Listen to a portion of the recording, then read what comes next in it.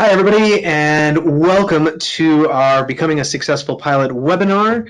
We're going to give a few more minutes for everybody else to join us on the webinar, and then we'll be back on here with Andy O'Shea and myself to get things started here in about a minute or two when everybody else has had the opportunity to join. So we'll talk to you here in just a second. We'll go ahead and get started here with this webinar.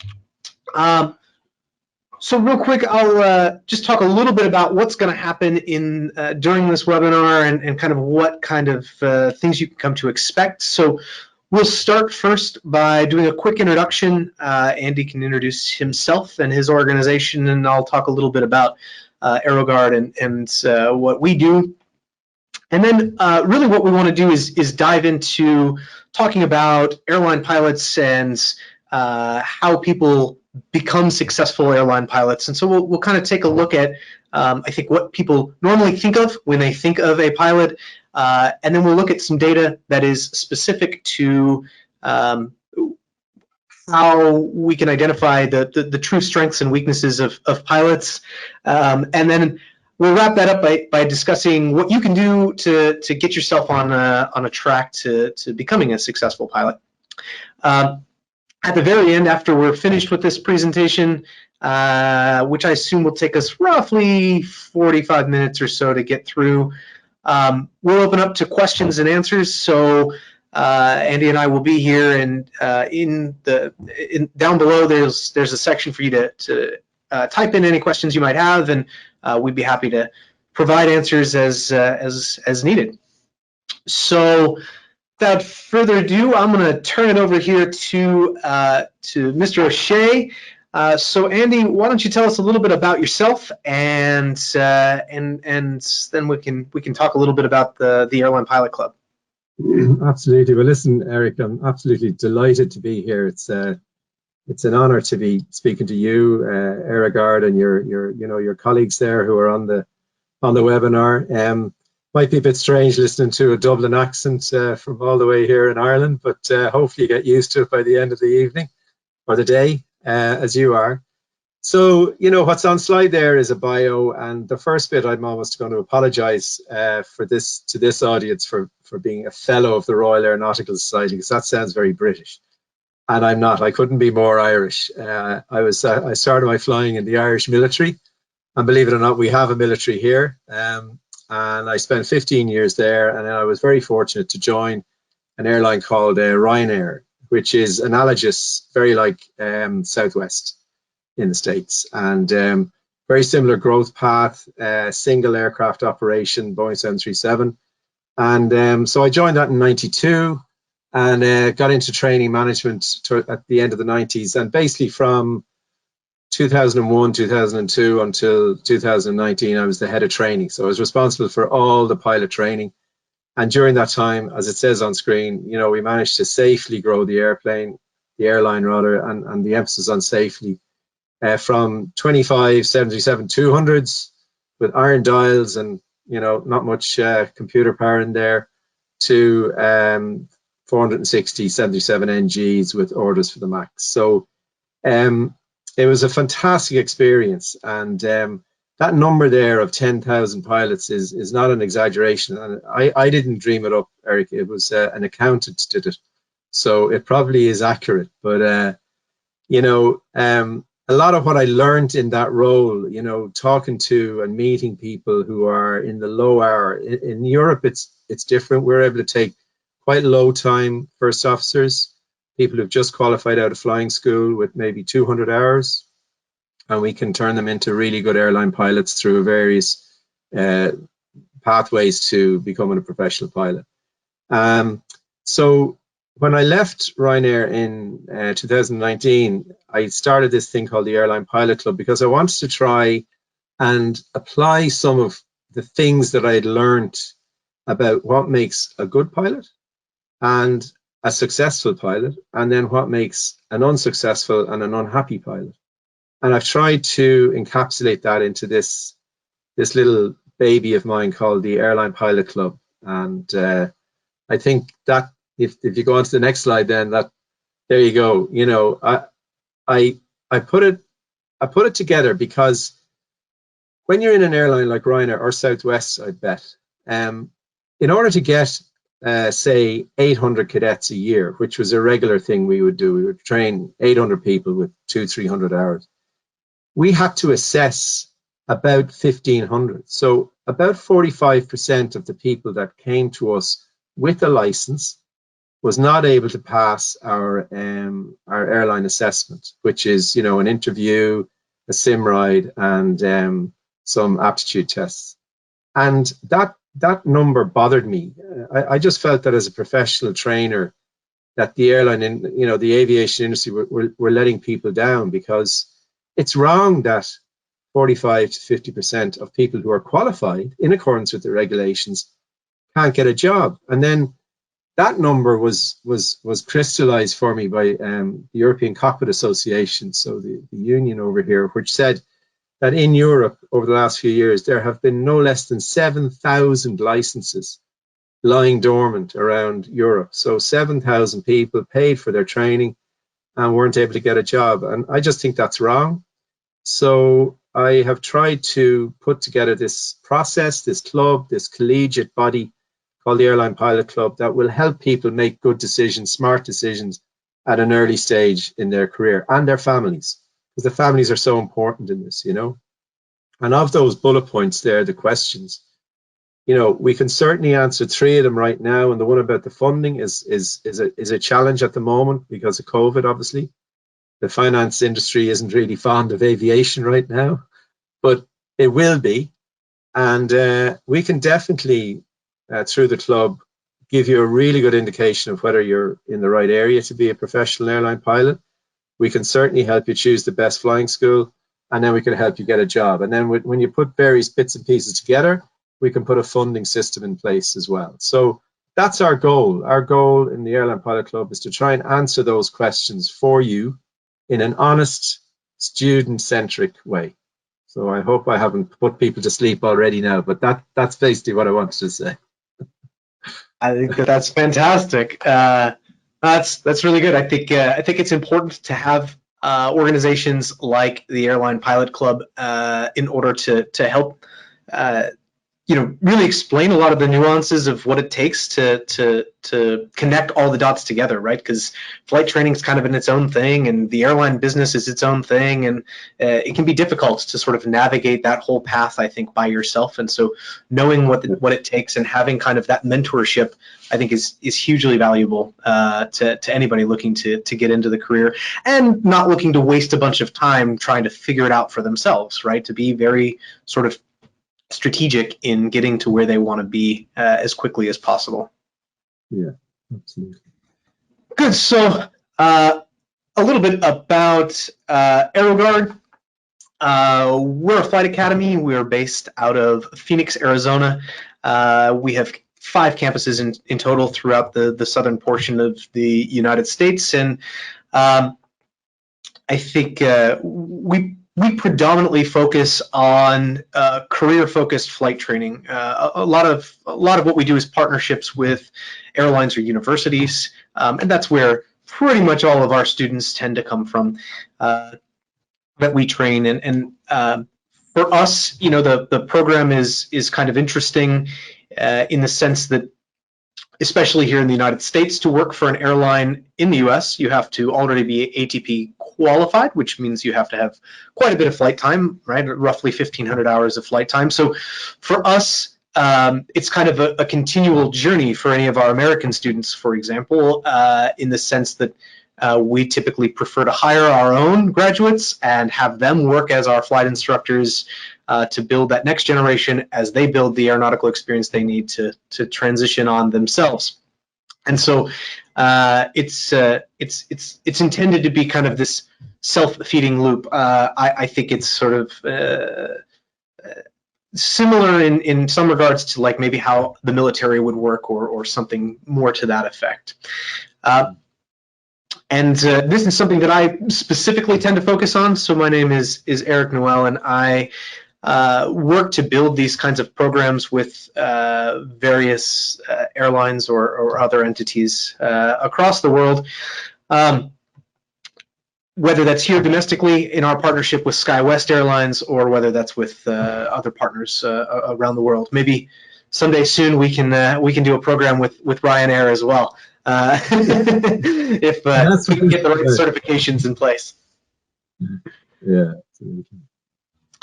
Very good. So yeah, I think let's get into a little bit more of the meat and potatoes, I suppose, of what we're all here for.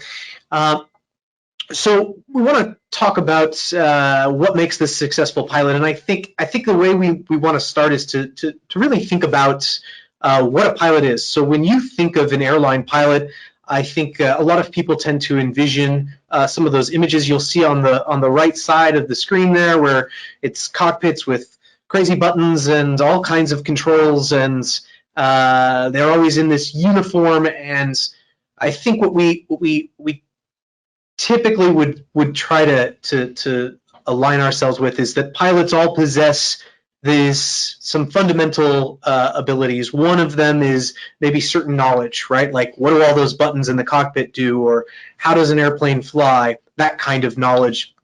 And then second is maybe actual tactile skills of how they manipulate the controls to make the airplane take off and fly around and ultimately land safely. And I think that we tend to simplify it into basically those two sort of categories, right? It's specific knowledge that they need, or these sort of what we call stick and rudder skills, or manipulating the controls. And I think that's kind of the idea that especially folks that are just getting into the industry tend to have. And I think it's important then that we really take a look at what is, I think, probably even more relevant than some of those abilities. So I think, Andy, this is a fantastic analogy that you had put together. So why don't you walk us through this sort of analogy to try to get our heads wrapped around a little bit wider scope of what a successful airline pilot really looks like. Yeah, well, I mean, what you have on screen there is an image of two people. When they go home, they tell their family and their friends that they're chefs, and the guy on top is able to cook burgers, and he's very good at cooking burgers. He's been flipping them for years, and there's probably not a better burger flipper in that town. But when you look at the guy on the bottom, he too is a chef, okay? But this person is able to take the stuff that's on the bottom of your fridge and turn it into a delicious omelette, or make a beautiful fish pie, or a 14-course taster menu. So while they're both technically able to prepare food for you, on the top you have a very limited competency cook, and this is the first time I've used the word competency. You have a very limited competency cook, and on the bottom you have a fully competent chef. And if you take that analogy and you put it into aviation and the airline industry, it is so important that airline pilots are fully competent, that they are more like the Michelin star chef than they are the person who flips burgers. And unfortunately, you could spend days talking about what I'm about to say here, but the training industry globally has favored a methodology that produces burger flippers, okay? Because it trains repetitive tasks over and over again, and it's hard for people to develop full set of competencies, a full toolkit as an airline pilot. Whereas all the industry, ICAO, the FAA, EASA, Transport Canada, etc., they're all moving to a thing called competency-based training. And we have identified the competencies that make up a good pilot. The industry understands them, and they're able to train them. They're able to assess for them in the first place, and then train them, and then give pilots a fully competent toolbox to use when they're on their day-to-day job, going up, down, up, down, up, down as airline pilots. So the point is, you need to be a fully competent airline pilot. And if you go to the next slide, we'll understand why that is the case when we look at the data. And unfortunately, it is sad to say that in the equation that makes up a safe operation, where you have technology, air traffic control, you've data link, you've got computer power, the laggard, the element in the safety equation that is lagging behind, unfortunately, is the human in the piece. Because the data shows that when you look at fatal accidents, about 70 to 73% of them are caused by the pilot and the human person in the cockpit. And that's why there's such an emphasis on making sure now and for the next, like you guys watching this and girls watching this webinar, like if you get into this game, you are going to be immersed in pilot competencies for the rest of your career. You're going to be assessed as to whether or not you can develop them. You're going to be assessed while you're trained in them. You're going to be assessed during your check ride to get your certificate. And then as an airline pilot, you go through recurrent training and you will be assessed in competencies. Because the industry understands that as long as we have pilots in the cockpit, we need to train them really well and make sure that they're the right person in the cockpit, that they've got the right stuff, to use that lovely phrase from that great book and movie. So this is the data, and it shows us that 73% in this selection, which is pretty typical across the industry, of fatal accidents are caused by the pilot. And then if we drill into the constituent parts of that pilot bar in the next slide, we can see that this is now a lot more granular. So, figure 4 there, fatal accidents to fixed wing aircraft, the pilot factors. So what we've done there, Eric has starred 3 items that do not actually pertain to these competencies that we'll be discussing in more detail in a moment. But what I'll do is I'll try and translate the other items on the left-hand side here, the description, and I'll try and equate them to the pilot competencies that the next slide will bring to your attention. So for poor judgment, we can equate that to the competency of decision-making. Diverted attention, that is equates to the competency of situation awareness. In-flight decisions or planning is analogous to problem-solving and decision-making. Operating beyond experience or ability, application of knowledge is the competency you would think of there. Perceptual misjudgment would be situation awareness again. And each of these competencies, there's so many layers to it, but I'm just giving you the headline name here. Inadequate pre-flight preparation or planning, that is definitely poor application of procedures. And so what's left are did not obtain or maintain flying speed, which is actually a pilot competency that involves the manipulation of the aircraft. So that's called flight path management manual, through manual means. Improper operation of the flight controls, the same thing, and medical. So medical is something that nobody can control. So, the text on the right-hand side there says an awful lot. Only 23% of the fatal accidents caused by pilot flying skills, knowledge, or medical issues, meaning the rest of it are down to factors that we now understand very clearly, which are called the pilot competencies. Thanks, Andy.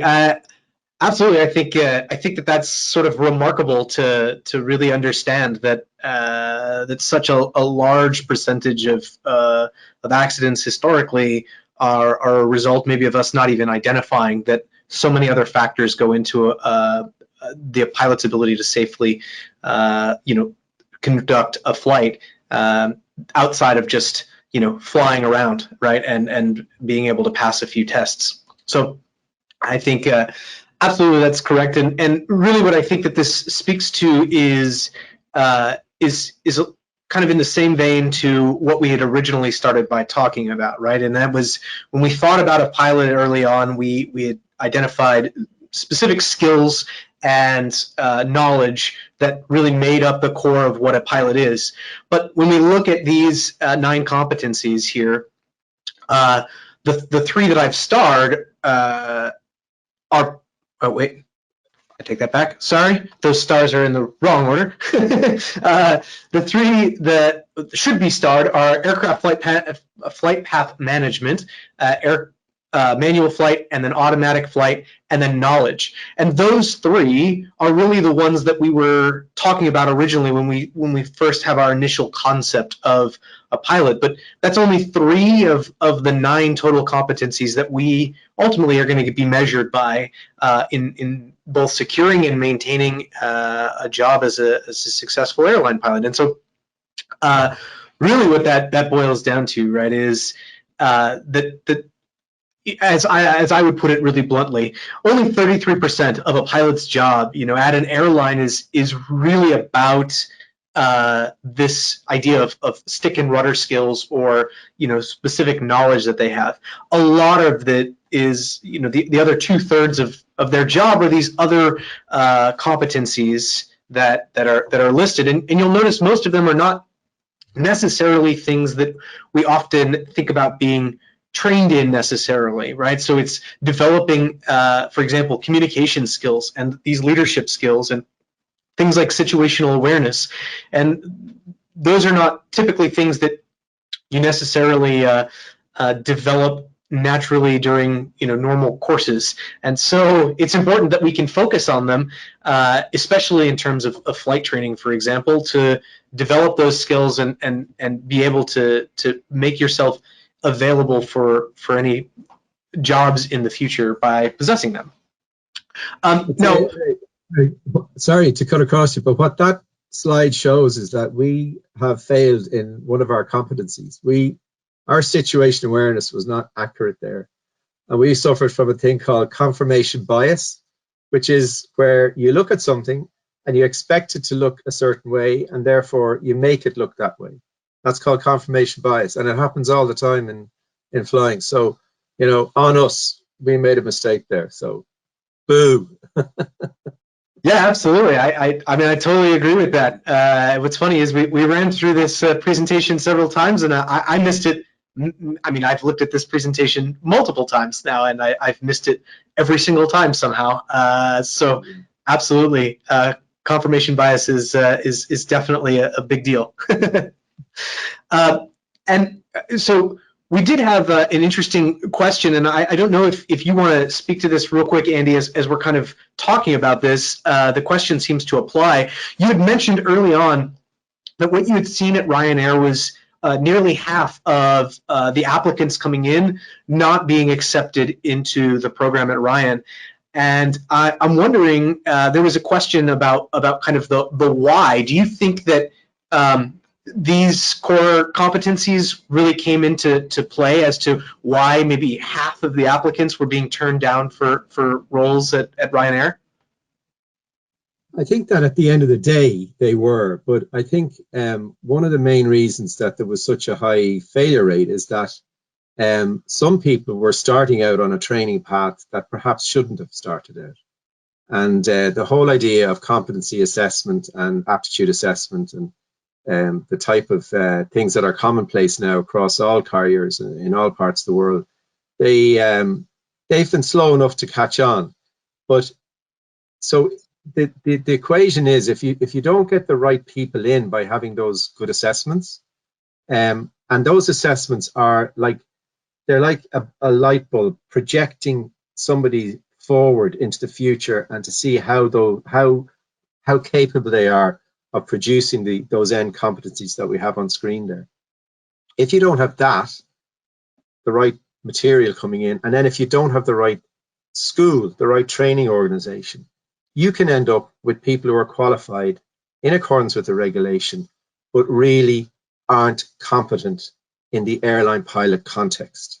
And that's what we saw.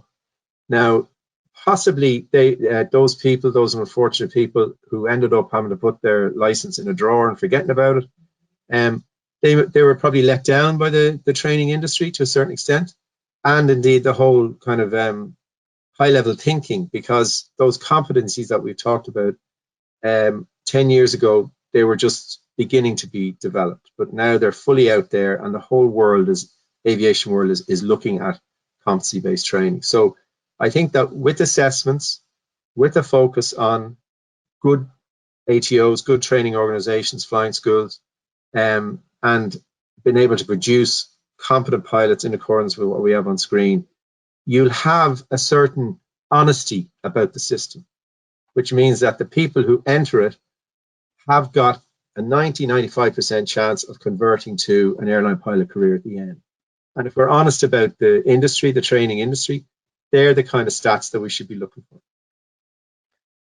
Yeah, that makes sense. I think I absolutely think that's the way to get there, right? Is you kind of set a lot of times when I talk to people that are interested, it's more about where's the end goal, where are you trying to get to, and what steps should you take to ultimately get there, and what are the things you should focus on to get to that position, right? Like, just like other career paths, if you were really focused on trying to become part of the executive team at some kind of organization, then you probably have a particular path of, where you want to go, and maybe, which schools you want to get an MBA from, and this kind of thing to get you, more aligned with getting into those particular roles, right? Absolutely. Very good. Okay. So I think I'm going to turn this over to you then, Andy, and I think we've identified some kind of steps here to get people on the right track to gaining these competencies. So how do you think that this should really start off, right? What's the first kind of entry into gaining all of these competencies? Well, I think if you have in your mind that when you're starting out in this career path, you are embarking on a journey, and the journey is I won't say treacherous, but it's certainly complex, and there are lots and lots of opportunities to make mistakes. And I think everybody will agree on the call that if you want to start a journey from A to B, you should know where A is. Okay, so you should know where your starting point is. And what we've done with the club, with Aon, these assessment experts, we've produced what we call an indicative assessment. And so we're advocating that people should learn about themselves before they kick off and start spending $100,000 on becoming an airline pilot. They should know what their strengths and weaknesses are, and they should then work on those strengths and weaknesses with help to develop into a competent pilot the way we've discussed. So our process with the club is to register, and then we'll come to that later on, but this indicative assessment is mapped to the IATA, the EASA, and the FAA ICAO competencies, and it will tell somebody at an early stage in their engagement with this career path whether or not they're in the right postal district, they're in the right area of being an airline pilot. So you identify your own strengths and weaknesses, and by doing that and with help, you can then build a pathway, what we call a pathway to pilot competence, where eventually over time, with guidance, mentoring, and the right training school, you can develop those 9 competencies and approach an airline, be it a regional or a major carrier, and the associated flying school with confidence. So you approach them with confidence because you've gone through an assessment process, you have learned about the pilot competencies, you've been through a really good school that has been preparing you and mentoring you for that day when you walk through a room and you're facing a panel of people who want to interview you and then put you in a sim maybe for a quick ride. And everything should be focused on that day. And if you trace that back, if this is the journey that we talked about, you got to know where you're starting from. And that is something that we've invested in, and we really think is an appropriate idea for people to engage with at an early stage of their pilot training and their pilot career path. And what we have on screen there is a little snippet from the report. The report is 16, 17 pages. It's very comprehensive.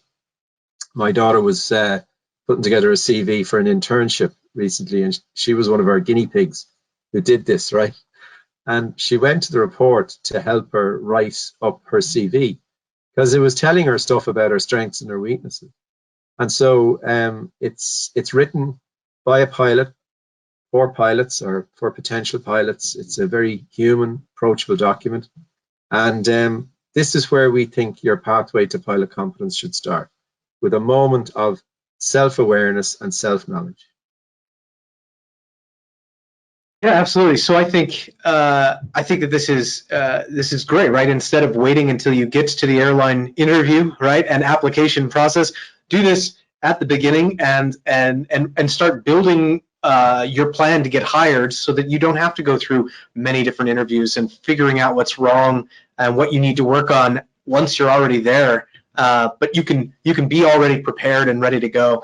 I'm a big supporter of trying to be as efficient as possible with people moving into this career, specifically in the airline world, just because unlike most careers, we have a maximum age that we can continue to operate, right? And then we're forced to retire. And so spending extra years to get into the job that you want is really just minimizing the amount of time you're going to be able to spend at that airline, right, in your career. And so I think that it's wildly important to be able to take an assessment like this up front and allow you then to ultimately kind of build your plan to get you to this airline career as quickly as possible.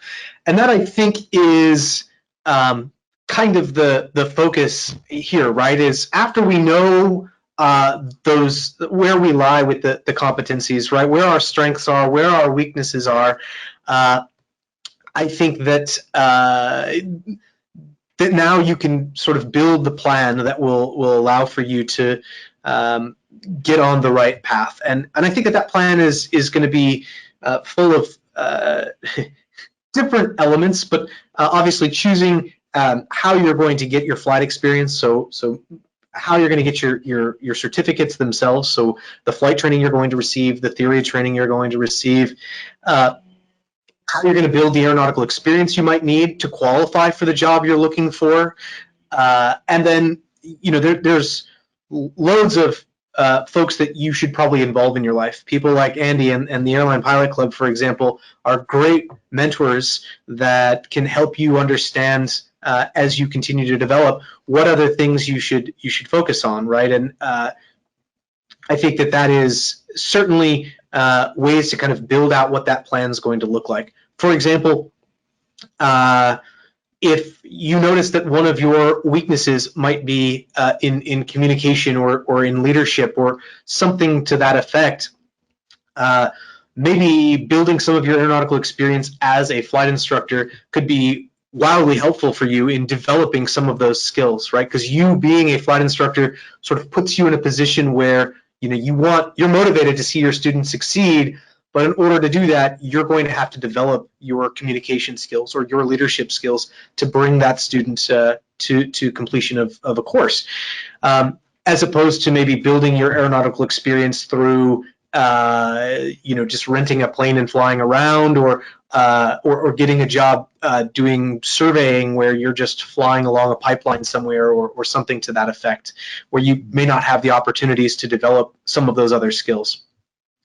That's what goes into this concept of building your plan, right? Is what do you need to do to go from where you are now, regardless of where you are as far as aeronautical experience. How are you going to get from where you are now to where you're going to be? Step one was take some kind of an assessment like what the Airline Pilot Club can offer, identify those strengths and those weaknesses, and then work to figure out how you're going to continue to build those weaknesses up and sustain the strengths you already possess. And once again, I think that there's, when it comes to the flight training as well, I think that there's many elements to this, right? When we talk about flight schools, I think that you can see a wide range of flight training opportunities, whether it's some guy that happens to have an airplane and can teach you how to fly for a while, to a larger flight academy like AeroGuard, where we operate more like an airline and less like a flight school, a traditional kind of flight school. And so you're kind of inundated with all of the same kind of operational concepts that airlines have, all of the highly structured processes and procedures that go into day-to-day safe operations. I think it sort of runs the gamut, and both people could maybe walk away with the same private pilot certificate or commercial pilot certificate, but I think it's more a question of what other things were included in that training, and sort of a value proposition to how that affects you and the development of these other competencies. So last piece I think that I think both Andy and I agree with is it would be great if you wrote out a perfect plan for yourself But I think that anybody who's gone through this process knows it's not easy. Whether it was in Andy's case, maybe going through his initial training in the military, that certainly is not an easy feat to achieve, or whether it's going through a more traditional civilian route. Either way, it can be a struggle. It's a long journey. It's not something that happens overnight. There's a lot of complications that come along the way. There's a lot of dedication that's required, and so I think that a big piece to that is always having that kind of plan that you built and knowing what you're trying to do, and then leveraging support that you can get from whomever you can, right? Whether that's family and friends, whether that's mentors in the industry, whether that's folks at your flight school, maybe you're a flight instructor, maybe it's colleagues, whomever it is. I think that's a big piece. And I think, Andy, you're in a similar vein there. I think that you've seen enough students go through training. I think that this execution piece is something that kind of obviously makes sense, but it's not always the easiest task, right? No, indeed. Actually, I was thinking just briefly to think back to the previous slide. One of the things we try and do is, having learned a little bit about yourself through the assessment, is that we point out that you can develop precursors to these competencies long before you get into a flight school. You can decide to challenge yourself to become a local leader, maybe an instructor of sports or some skill or art or something like that.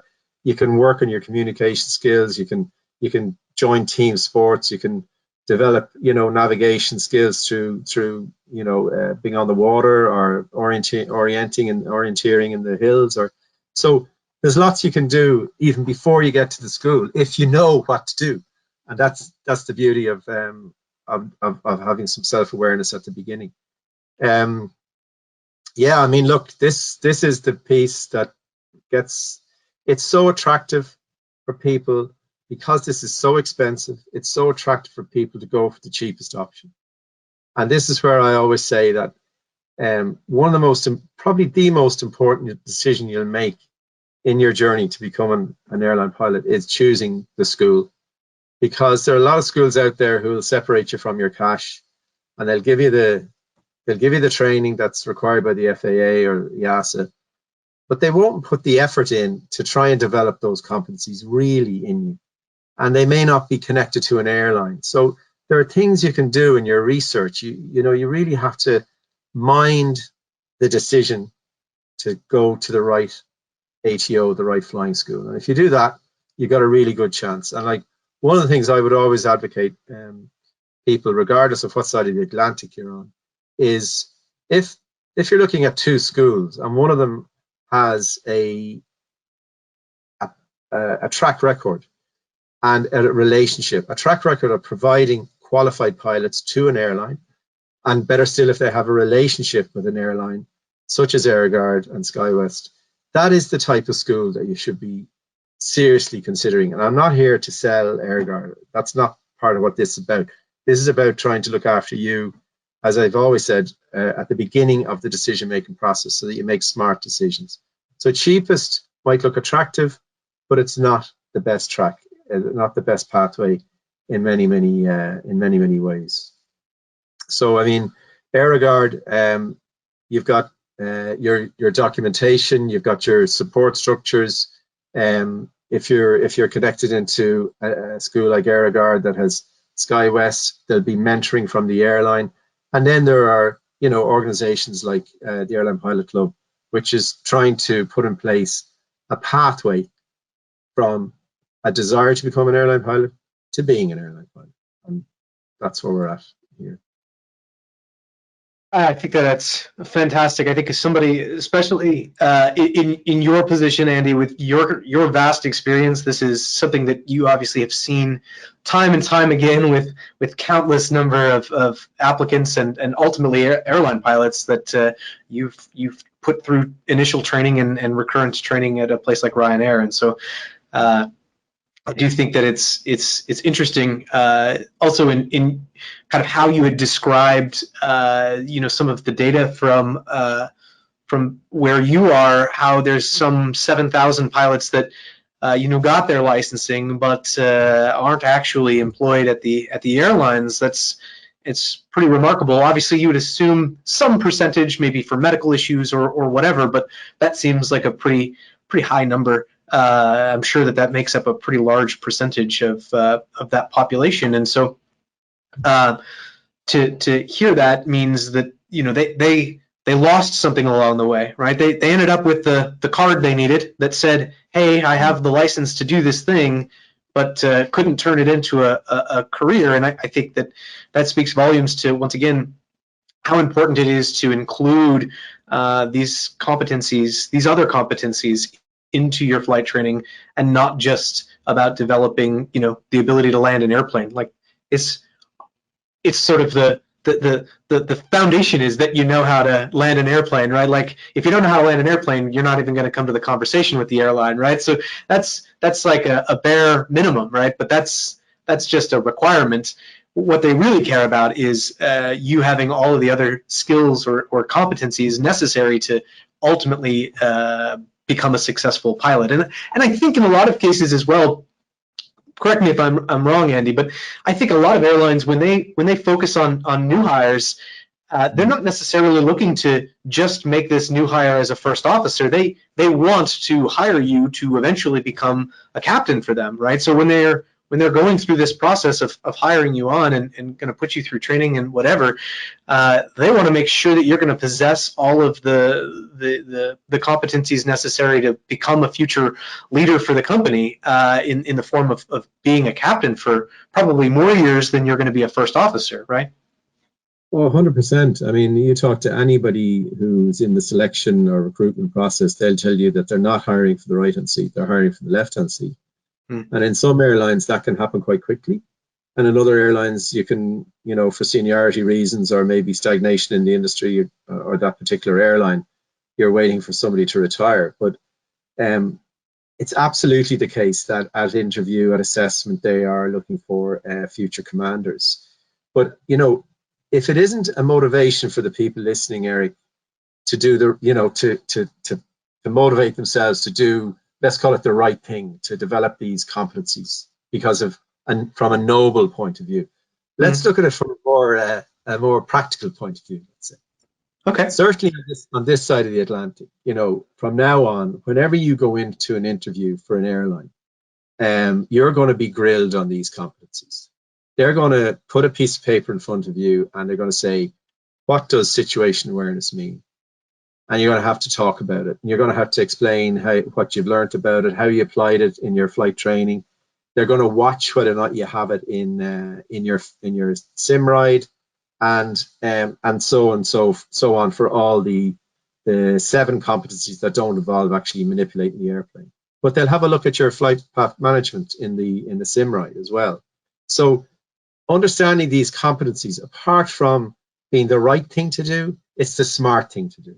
And if you go into an interview really understanding yourself in the context of these competencies, it will shine through. I mean, I have sat on the other side of that interview so many times, and immediately if somebody's bluffing. But then it's a joy when somebody comes in and they actually know what they're talking about, and they're confident without being cocky. They understand the nature of the job. They've done research on the airline. They've worked hard to turn up on time, to look well at the interview. I mean, believe me, the errors that people make on the day of the interview, you could write a book about it, and some of it would be a tragedy and some would be a comedy. But it's just a fact. But seriously, guys, girls, getting your head around the competencies from the 4th of March 2021 on is a smart thing to do. Very good. Okay. Excellent. So I think we can talk a little bit about maybe potential opportunities for people to get some more information and kind of take these next steps. I think one of the first things they should probably do is join the Airline Pilot Club. I think that there's a huge amount of value that your organization brings to anyone aspiring to be an airline pilot, and so you want to walk through what that looks like if someone is ready to go and would like to kind of join this opportunity. What does that look like to become part of the Airline Pilot Club? Okay, so what we have on screen there are the 8 steps. Some of them are very obvious towards the end, but at the beginning, just to go through maybe the first 1 or 2. So that's the address of the club. Step 1 is register. Just tell us who you are, tiny bit of information about you. That gives you access to the club. It gives you access to a Discord chat room where we have lots of really interesting people, and it's very active with people at that level who just want to engage with the club at the registration level. There are some benefits as well, but I won't bother going into them now. They're available to be seen on the website. But then we to back up what we said, the second step is to do that indicative assessment. And once you register, that becomes available. And you can do it, and we can never hear from you again because it's a standalone item. You know what I mean? You don't have to join the club to do the indicative assessment. You can just go in, do it, take the report, and go away and never talk to us again. But we strongly advocate, because, as I've said earlier, the indicative assessment is the starting point in your journey. And we've already discussed the need for mentoring. We strongly would recommend that you would join the club. And that's an extra step. Once you become a member, a whole range of benefits and engagement starts to occur. And I suppose the main one is a series of webinars like this on Thursdays, every Thursday, certainly the second, third, and fourth Thursday of every month. We have a webinar where we talk about technical matters that are pertinent to student pilots, and we get experts in, really smart people who are current airline pilots, maybe in the military, maybe people like myself who've been training management before. We talk about technical things like the ATPL exams, so navigation, aircraft systems, meteorology, air law, etc. And we give tips and heads up kind of guidance on each of those subjects.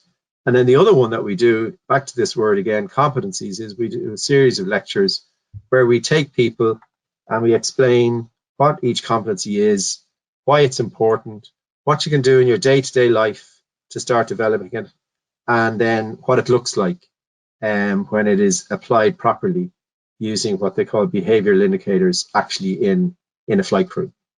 So all that information is designed to take you from the indicative assessment, which is the beginning of your journey, and to bring you through this process of learning before your training, during your training, so that when you arrive at that airline interview, you are well prepared and you're honestly prepared, and you'll be able to go through that process really confidently and with a strong outcome.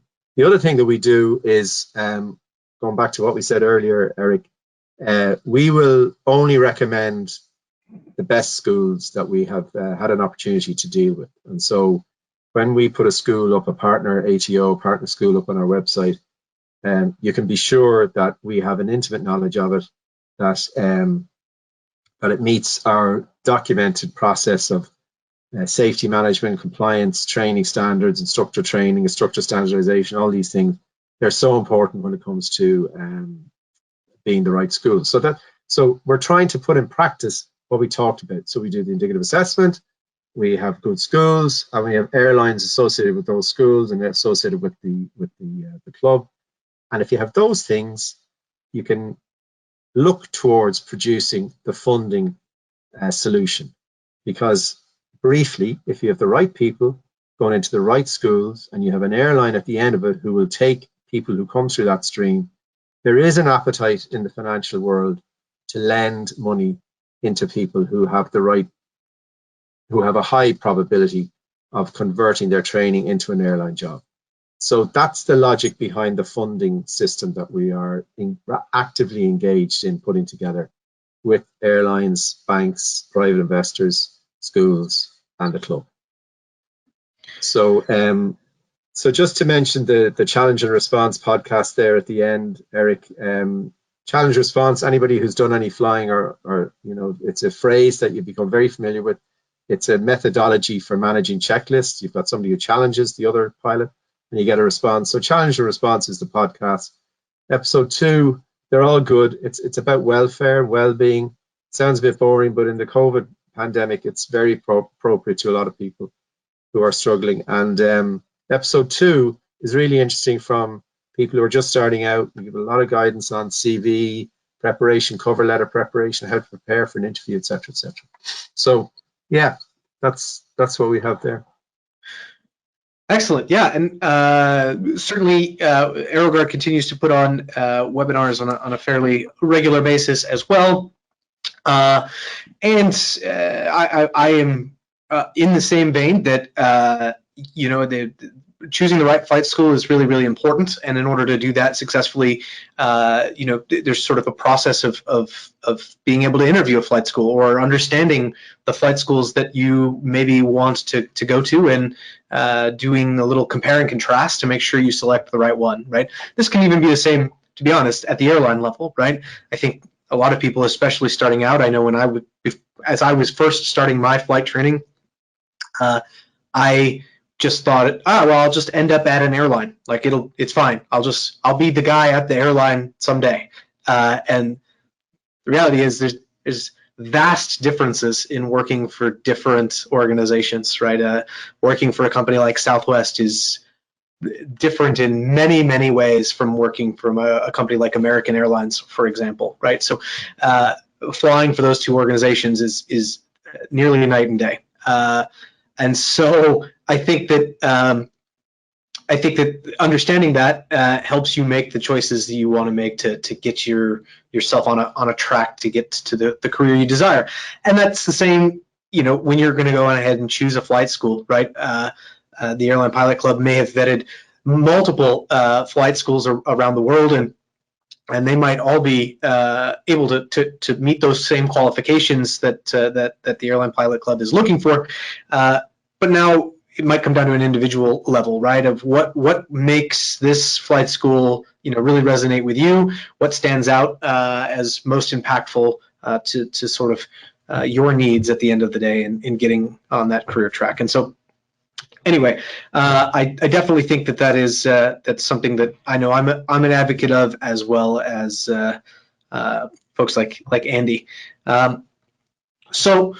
That being said, I think that sort of concludes the presentation, right? The slide deck that we have put together. We have quite a few questions coming in, but feel free, everybody who's still here and participating, now's the time. You can feel free to type in your questions, and Andy and I will start to go through some of these. I'm going to quickly skim through them and see if there's some that are pretty similar to each other. And that way we don't do a whole lot of redundancy here. So let me take a quick peek. We got that one. Okay.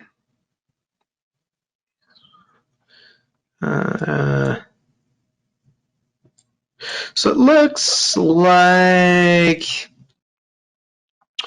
Okay, so there's kind of an interesting one that we can kind of start with here.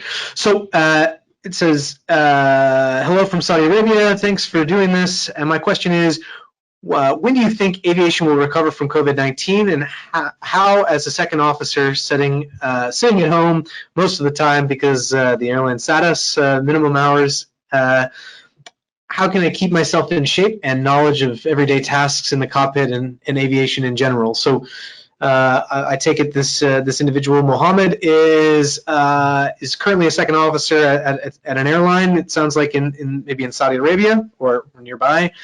So as they're sitting around, kind of on leave from this airline now, what can they do to ensure that they're still staying on target, so when the airline calls them back, it doesn't limit their growth plans to maybe jump to the first officer position and then eventually transition to the left seat? Well, I mean, this is such an important question, and it's one that you know, we launched the club for kind of opened the doors, if you like, in November. We planned to do it in April, but obviously COVID knocked that over. And I was very conscious, Eric and Mohammed and others listening, I was very conscious that at a time when the airline industry was on its knees, you know, I was asking myself the question, like, is it appropriate to talk about new careers at a time when, you know, there were tens of thousands of pilots furloughed, like yourself, sitting at home, wondering have you got a career or what the story is. And so I'm the type of person who tries to do something about issues, and I wanted to go ahead with the club because I absolutely believe that people listening to this here now who haven't started their training or maybe are in training, they will have a long and fruitful career in the airline industry. There's absolutely no doubt about that.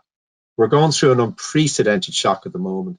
And what's happening with this third wave around the world, where after Christmas, I think everybody was taken aback at the effect of these virus variants, the mutations that were going from, I don't know, 10% infection rates up to 70% in some cases. So that has definitely delayed the recovery.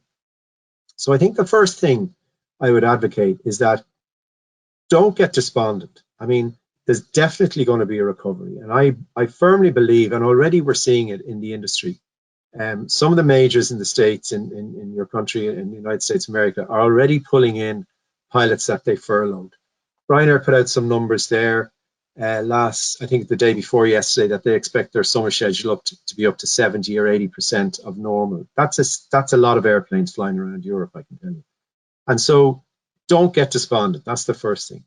The second thing is, and I'm not, please don't get me wrong here, but when I realized that there was something unbalanced about opening a pilot career guidance website in a time of catastrophe, I teamed up with a person called Margie Burns, who's an Irish, unbelievably qualified and experienced person in the area of pilot recruitment, assessment, and well-being.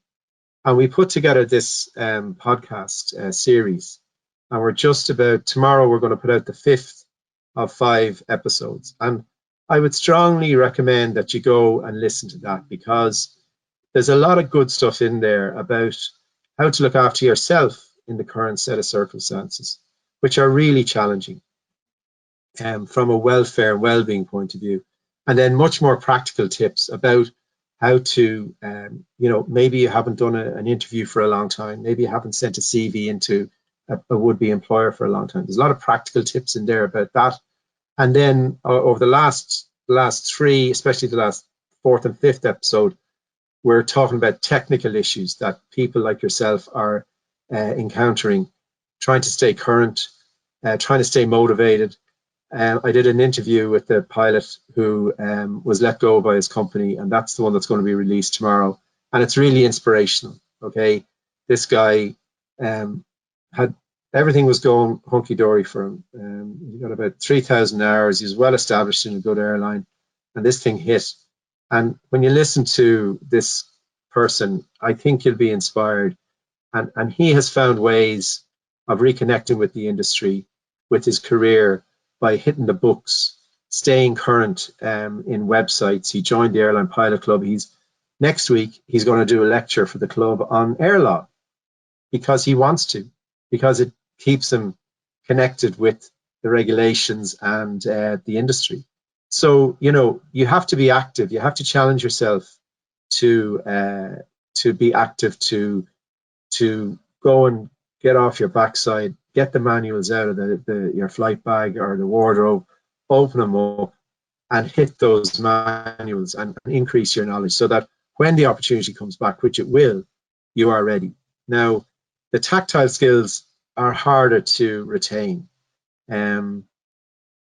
I know that there are some ATOs around Europe that are giving furloughed pilots free access to fixed base simulators.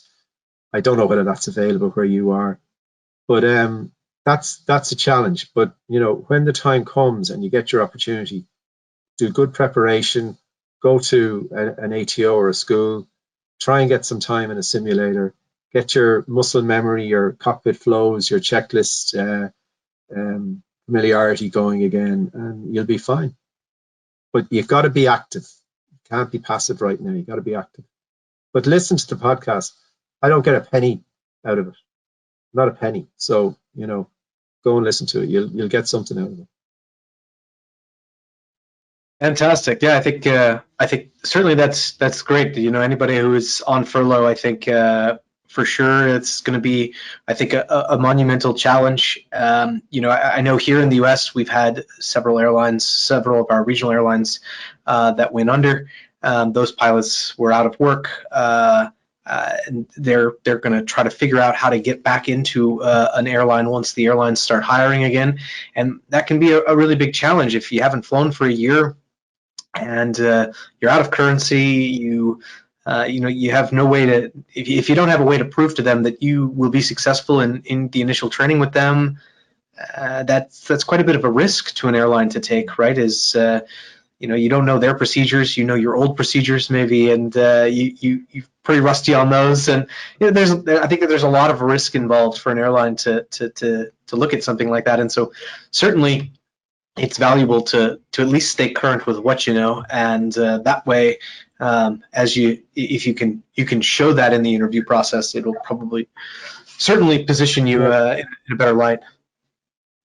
Yeah, I mean, like, the good news is that the airlines will need you again. Nothing more certain than that, because what's happened as a result of COVID and during COVID is that there's been really significant retirements, accelerated retirements and natural retirements because of the age issue that Eric mentioned earlier. So, like, if you look at CAE, go on the CAE website, they've got a really good document. Now, you might say CAE are in the business of selling training, so they would talk the situation up.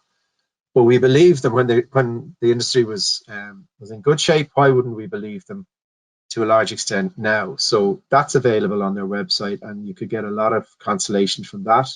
Projected growth over the next 10 years. Boeing have put some numbers out as well, and they're over 20-year window, and they're very, very, very encouraging. So yeah, I think that you can. It's tough now, but the opportunities will come, and you can make yourself ready as possible for those opportunities. And like, the airlines will understand, you know, the airlines, they're not populated with beasts. They you know, they've got people who understand that you, Mohammed, have been, you know, through no fault of your own, have been sitting around. But if you come in and you can rip those manuals apart in front of them because you know them backwards, now you're talking about giving yourself an edge. If you come in and you're clearly rusty, it doesn't tell a great story, you know. So. Yeah, and I think, you know, to even further that point a little bit more, you know, I use the term over here, soft skills in terms of what airlines tend to value a lot in their hiring of pilots. And what I think is relevant there is just showing, like, I took these steps, like I got furloughed or I lost my job, but I didn't stop being a pilot. I continued to do the things I needed to do and to stay up to date. And this is how much I care about being back in this industry. I think that speaks volumes to, yeah, I lost my job and I just hung out for a while and took it as a vacation, and I'm just waiting for everybody to rehire. Here I am.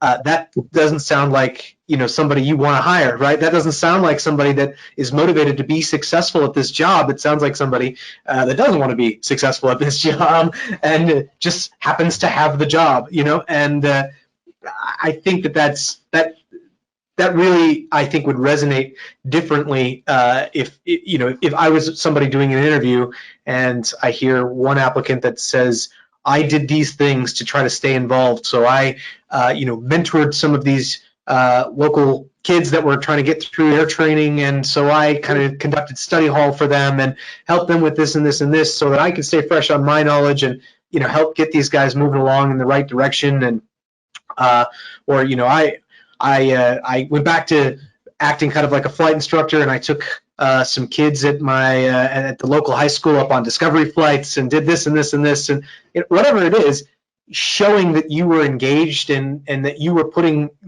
some steps in maybe not in just in identifying, like, developing knowledge or skills, but also in the idea that you took up leadership roles, right? And you were invested in the success of the industry, even in a time where you weren't employed by the industry. I think that speaks volumes to what airlines want to hire in their pilots, because that's what is going to make really successful pilots for them. And so, anyway, I think that's definitely there's loads of things to do. But in a lot of cases, it might just be a matter of kind of building that thing yourself, right? You have to act like the captain and put your plan together and figure out what's the best way for me to do this thing. As things might not be readily available today. That's a great question. Good. So there was some other questions that had come in as we were going through the presentation that were just related to learning about your core competencies before you get to the airline level. I think we answered most of those. I think everybody would recommend taking them prior to joining your flight training, prior to spending $100,000 on whatever course of training you're going to put yourself through to get qualified for an airline job. I think it's really, really wise to get that done as soon as possible. There was another question about age limits. So it could vary slightly around the world, but as a generic standard, I would say typically at most airlines, most governments require a pilot to retire at the age of 65. Do you know of any places that are different than that, Andy? Yeah, I think there might be some countries where it's earlier, and also there might be some union agreements where it's earlier. But yeah, that's at the exit stage. My kind of age group in the 60s. But just about age, is that what the focus of the question is? Because a lot of questions come up about age starting training, and that is an interesting topic, and I could talk to that for a second if you like. Sure. The question was specific around what are the age limits, and so I think that they're probably defining both beginning and end, right? Yeah. So obviously, like, the airline pilot career is a dream for an awful lot of people who don't dive straight into it. And I remember putting up a slide when I was doing something in Ryanair, and I listed many different professions and trades and backgrounds and vocations that people had. And the joke I made was that the only past profession that we hadn't got was a lawyer, because clearly they were making enough money where they were. But anyway, age and starting, it's a question. And I would say that there is no inhibition to people starting their training in their 30s. I've trained people in their 40s. But it is a fact, for many reasons, that it's harder for people over 30, we find, to be successful. And it's not just that your brain has dried up a little bit, right? It's because you're probably no longer in that academic frame of mind, or that academic kind of process. So coming out of school or college, you're young, you're used to studying, you're able to transit into the exams and the learning process quite easily. You might have forgotten that when you get to 30, 35. And I was talking to a lovely guy yesterday who was a new member, and he just had their first baby. He was 33, just had their first baby. So life comes along as well. And so it's not as easy for people in their 30s to make it through the training. But there's absolutely no reason why they can't and shouldn't. Because even if you qualify at 35, well, you still got 30 years of a career ahead of you, and most of that will be in the left-hand seat as a captain. So there are no limits. The only limits are self-imposed. So yeah, keep that dream going. Absolutely. There is a minimum age, at least in the United States. We have a minimum age for it to be a captain. The minimum age is 23, and then we are eligible for what's known as a restricted ATP at age 21. But that would be basically the minimum age to get to the airline. However, I usually, once again, say you could get hired at the airline on your 21st birthday. But in order to be qualified for that job, once again, especially in the United States, we require more aeronautical experience than almost any other country on the planet to qualify for the airline job, at least as the initial first officer position. So getting to that place certainly takes quite a while, and that's why we see a lot of university programs here that are aimed towards making professional pilots, where they go through flight training throughout or whatever. And in total, it's part of that plan that you're going to build, but it can certainly take many years to get certification and all the aeronautical experience you need acquired to be eligible for the job. So definitely something to kind of keep in mind as you kind of build your roadmap. Good. There was another question. What does it take to join the pilot club? So I know you had spoken about registering, so I think that's good. Do you have any other pieces you want to add to that, Andy? Yeah, well, I mean, there is a fee, so you have to part with a little bit of cash. I try to keep it as cheap as possible. So the indicative assessment costs €90, and then you can then join the club for €185. And if you do the two together, you save about €30. So we try to keep it well within people's grasp financially. So that's what it takes to join. You just have to register, and then you can navigate to the services, and in the services page, you can choose whichever option you want. That's great, and they have access to all of those resources for their entire journey, all the way through to being an airline pilot and so on, right? For as long as they wish, yeah.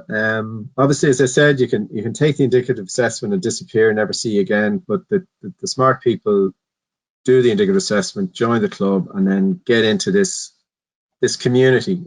We call it a community, where they will be able to ask questions of people who we plant into the Discord chat rooms. We've got unbelievable people in there. We've got super qualified people with huge experience, and we've got people who might be just 3 months ahead of you in the training process. And they'll answer any questions that you have, and there's all sorts of tips and preparation areas, and we've got different chat spaces for different schools, and people can share pictures. It's great watching it, and we challenge people in that space to try and involve themselves. And what you learn, which is what I've learned over the years, is that the wealth of experience and qualification and depth of knowledge of people from another discipline or another profession coming into the airline pilot career pathway is just fantastic, and it's an opportunity to share and to learn from that sharing. Excellent. In the same vein, there was several questions about about cost of flight training, and so I can speak a little bit to that. I think the cost of flight training is going to vary based on a couple of variables here. One would be the program that you're going to do. So, for example, if you're an American citizen and you're looking to kind of go through a path here, I think the most common approach that most Americans would take is to become a flight instructor, and then once they get their flight instructor ratings completed, working as a flight instructor to build the remaining flight hours that they need to qualify for the airline job. As I said, that's sort of a unique piece to the US. So if you're not from the US, that probably isn't that relevant, and so paying to get your flight instructor ratings may not be necessary for you in the world that you're in. And instead, in my experience, I build programs for different countries all over the world, and so it's more about maybe what those country requirements look like and what those our requirements look like for the license conversions. So It really depends. As a general rule of thumb, I would say to get through, let's say, your commercial pilot's license, at least in the United States, I would expect that to cost roughly somewhere around $60,000 or $65,000, somewhere in that range. Once again, it would be dependent on the flight hours that you need, and that would be basically to the FAA standard, but that may not work for all countries necessarily. And once again, if you're an American, getting through your commercial license is probably not that helpful unless you have a plan as to how you're going to get to the minimums you need to qualify for the airline job. So all of that being said, I think the answer is it sort of depends on your particular background and what it is you need to fill. I can certainly reach out and get you information. I usually, in developing quotes, will get what I call a flight hours checklist. So if you have any previous aviation experience that you're coming in with, I want to know that so I can customize your program to meet those needs. So anyway, that I know that that's not a very concrete answer, but I don't really know anybody's background that is currently attending, so hard for me to give specifics. So I just add in Europe, where I'm familiar, there are two streams. One is modular and one is the integrated course, where it's all packed together and you do it in one school. So it's about the same in euros as you've mentioned there. So 65, 70,000 euros, sometimes cheaper, would get you the modular training, and then you could go up to 100,000 euros for the integrated course, depending on where you go. Yeah, I think that's a pretty good range. It really just depends on, once again, what the goal is, where you're trying to get to, how you're getting there, all of what ratings you ultimately need. So I think that's a pretty good summation there. And so a question about what can stop you from becoming a pilot. I think there are a lot of answers to that question. In general, I would say some of the key things that I think are the sort of the saddest stories that I personally understand is things like a medical. So if something happens and you're unable to sustain, your medical certificate, that is obviously a big deal. It's not something that happens, very often necessarily to a large percentage of pilots, but it is one of those things that nobody really thinks about until it happens to them, kind of thing, right? So I would certainly say that is a part of it. Outside of that, I don't know if there's obviously qualifications and challenges that you can experience in training, and I don't know if everybody can absolutely become an airline pilot. I think that there are certain abilities you have to have to ultimately get to that place.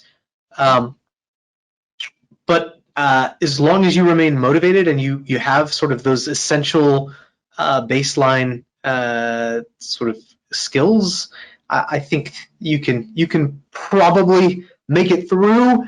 It's more, I think, a question of resilience in some cases, right? So if it's, I have a lot of friends at the airlines, at the regional airlines, for example, here in the US, that consistently apply for jobs at the majors only to be rejected or not get a call back or whatever the case is. And so it's a little bit of resilience in knowing that you gotta learn from those opportunities. You can't just be emotional and sort of react to, they didn't call me back and da da da da.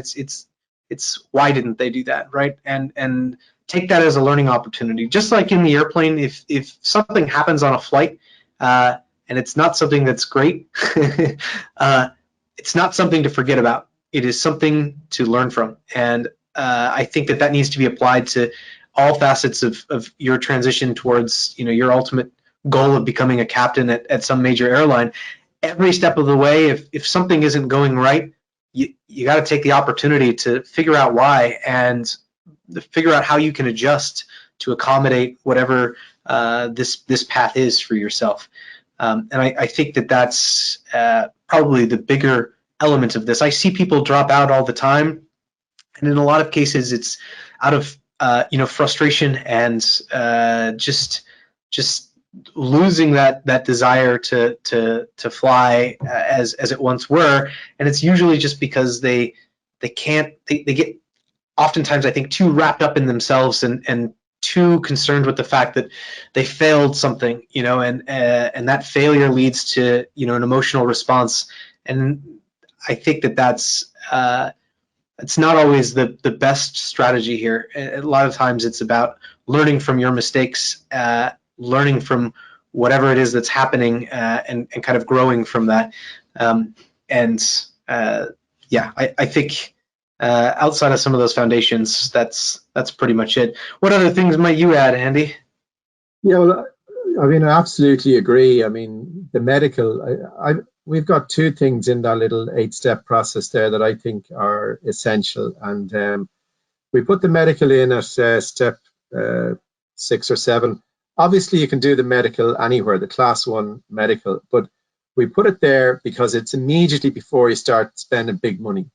So you would be insane not to get your medical done before you sign up to a flight school. Okay, that's piece of advice number 1. And the other thing that we have there, going back to it, is the indicative assessment. I mean, the way the industry and the recruitment process is going now is that the ability to pass this, airline assessment, an Aon assessment or Compass or Symbiotics or any of these assessment processes that are out there, that is going to become as important as passing a class 1 medical. I'm convinced of it. It's only a matter of time. So I think at the moment you would be prevented from becoming a pilot by not having the right eyesight or one of many issues that they have to explore during the initial medical.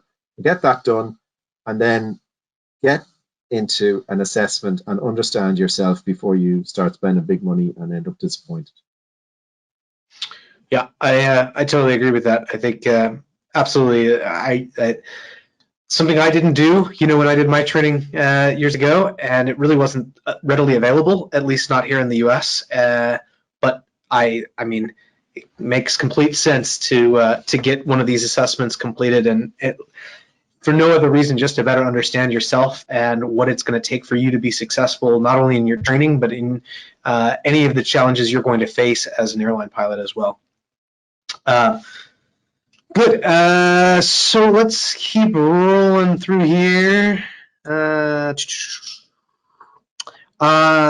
little bit about, once again, joining the Airline Pilot Club. So something that I can do is we'll make sure to include links. So I guess actually what I can do is, what we'll do is we'll end up sending out an email to everybody that attended the event, and we'll be able to send you links to the Airline Pilot Club and AeroGuard, and Andy can include links for the Challenge and Response podcasts and all these various resources that we've talked about today. We'll send it all over to you guys by an email, after this thing wraps up. We're on the usual kind of social media, Eric. So LinkedIn, Instagram, Facebook. We don't do Twitter. So if you look in the usual kind of social media places, you'll find us. Very good. So I think some of these had already been answered, but there was another one. Is the Airline Pilot Club beneficial for a regional airline first officer looking to upgrade to captain and eventually being hired at a major airline? So I would say this is probably from somebody here in the U.S. That is following our typical trajectory of regional airline first and then transition to a major airline thereafter. What are your thoughts, Andy? Well, that's a good question, and I would say that my concept for the club is that that over time it will not just focus on the initial stages. It's an airline pilot club, and it will have aspects that will appeal to current airline pilots or people like the person who asked that question. And we've already started that with this podcast, but I want to develop that over time.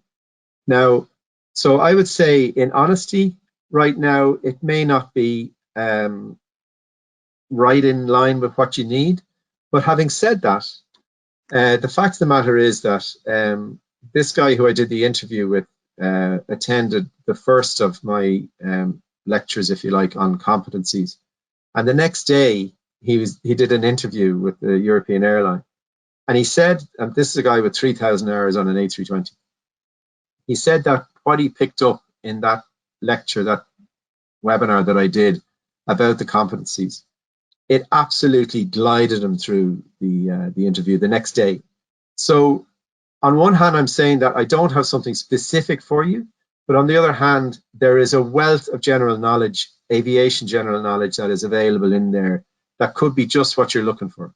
But I'm not going to sit here and say that it's perfect for you, because I can't say that. But there's definitely something in there for you if you want to invest in it. It's you won't be disappointed, put it that way. And maybe just the fact that you have, I'm sure, loads of other captains that are participating in the Airline Pilot Club, and just the being able to have a venue where you can kind of pick their brain on what was it like to go through the upgrade process. What are the things that I should set my expectations to now? It's not just jumping over to the left seat. It's coming with a whole bunch of other stuff. And how can I better prepare myself so that I'm ready for that transition, right? I think that could be another huge value add for what the Airline Pilot Club can offer. I've just written it down. Thank you. Now that's a great idea. I mean, because like the people who are in there are people, my colleagues from former airlines, etc. We've trained hundreds, thousands of commanders with 3,000 hours who might be qualified 4 or 5 years. We know exactly what it takes to become a commander. So I might well start a ball rolling in the club on that. But at the moment, as I say, an honest answer to that person who asked is that there isn't anything specific, but in a general sense, you will learn something from being in there. There's no doubt about it. Excellent. Okay.